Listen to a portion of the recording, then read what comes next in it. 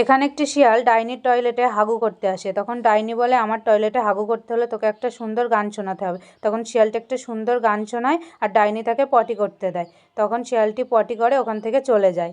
তারপর একটি ছাগল আসে ডাইনির টয়লেটে হাগু করতে, তখন তাকে গান শোনাতে বলে। তখন ছাগলটি একটা গান শোনায়, কিন্তু ডাইনির সেটা পছন্দ হয় না। তখন ডাইনি বলে, তোর গান আমার পছন্দ হয়নি, তুই এখান থেকে যা, তোকে পটি করতে দেবো না। তারপর সেখানে একটি টুনি হাগু করতে আসে। তখন ডাইনিটি তাকেও বলে যে তোমাকে একটি সুন্দর গান শোনাতে হবে। তখন টুনি বলে, আমার তো খুব জোরে হাগু পেয়েছে, আমি কিভাবে গান শোনাবো।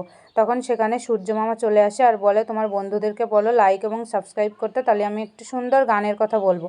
তখন টুনি সবাইকে বলে, বন্ধুরা তোমরা লাইক এবং সাবস্ক্রাইব করে দাও, তাহলে সূর্যমামা আমাকে গান বলবে।